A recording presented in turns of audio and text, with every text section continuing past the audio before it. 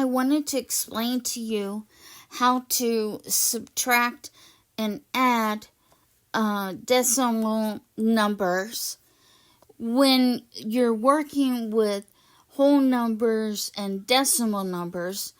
Like a whole number is, let me get my pencil here, is 15, okay? The decimal point is at the very right of the whole number. When we write just 15, we don't put the decimal point unless we need it. But you can think of it as in dollars and cents, because if I add zeros when I need to subtract, it doesn't change the value, because this says either $15, and before, if I had $15 bills, that would be 15 whole dollars, and so 15 is the whole number, and the cents is the 0.00. If I had $15.07, then I would put that as 15.07. Now, the 7 is in the hundredths place. If I wanted to write that as a fraction, I could. I'm just giving you this because you're going to need it later. I still have my 15 as my whole number because it's 15 whole dollars and it's to the left of the decimal point, okay? I have my 7 and it's out of 100 because 100 cents is $1. And the 7 is in the hundredths place. So if it were 47 cents, then it would be 47 out of 100. Okay? So I just wanted to share that part with you. Let me erase all of this. And we'll start over and talk about the adding and subtracting decimal numbers, okay, with whole numbers. And with some of the whole numbers, you're going to have to add in some zeros. So if you had the problem 14.3 minus 2.867, you have to line up the decimal points, okay? 2.867, okay? When you're adding or subtracting. So if I'm subtracting this, then I'm going to also need to add in the 2 zeros to fill the spot, because this has up to the thousandths place, and so I need to do that too, so that I'll be able to subtract. Okay, so I can't take 7 from 0 because there's not enough there. Okay, so I go over here to this 0. There's still not enough there. So I take one of the tenths away. Okay, and then I break it up into 10 and I put the 10 there. Now I still can't do that, so I have to take 1 from there and it becomes a 9 and put the 10 with the 0. So 10 plus 0 gives me 10. Okay, now I can go 10 minus 7 gives me 3.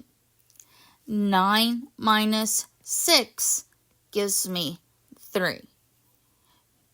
2 minus 8, I can't put a 6 because the 2 is not big enough, okay? So I have to take from the ones, because now I'm over here past the decimal point, okay? So I have to put my decimal point here. So I take 1 from there and I add 10 to the 2 and it becomes 12. Now I can go 12 minus 8, which is 4. Now I can go 3 minus 2, which is 1, and 1 minus 0, because there's like a 0 there, which is 1. So the answer when I subtract is 11.433. To check it, I always go and add my answer plus the bottom row here, okay? And it was 2.867. Now I'm adding to check it. 3 plus 7 is 10. So I put my 0 here, and I carry my 1. Okay? 3 plus 6 is 9, plus the 1 is 10. 0. Put my 1.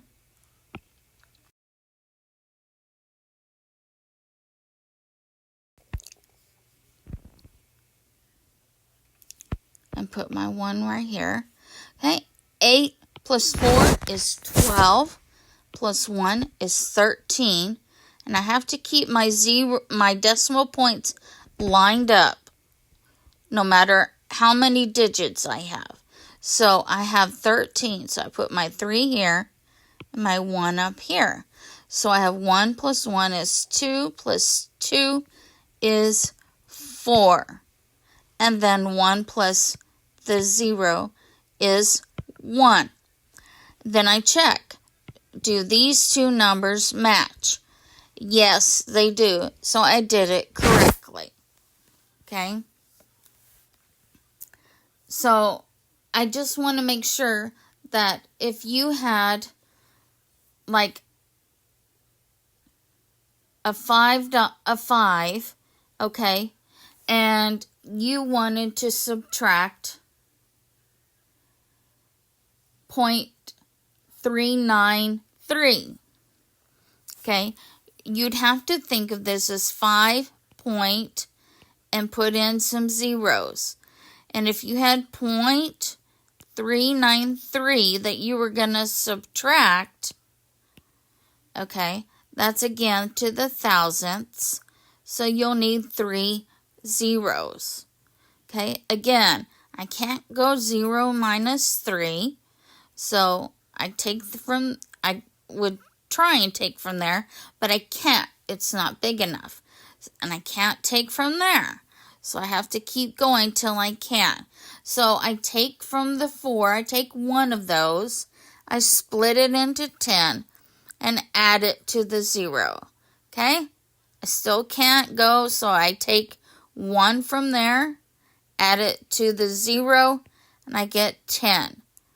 That still doesn't help me with this final 0, so I take 1 from there, subtract the 1, and it becomes a 9. I split it into 10 and add 10 plus 0, which gives me 10. Now I can subtract. 10 minus 3 is 7. 9 minus 9 is 0.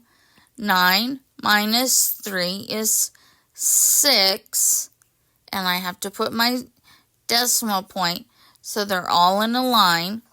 And then 4 minus 0 is 4. So let's check and see if we did it correctly. Okay? I take my answer, 4.607. I'm going to add the number right here, which is 0.393. I can put my 0 here if I want. 7 plus 3 is 10. So I put my 0 and carry my 1. 1 plus 9 is 10. So I put my 1. 1 plus 6 is 7. Plus 3 is 10. So carry my 1.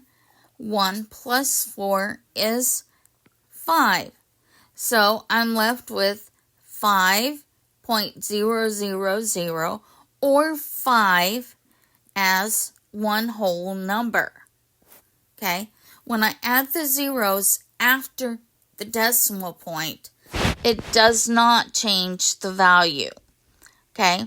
Because I can have $5 or I can write it as $5 like this.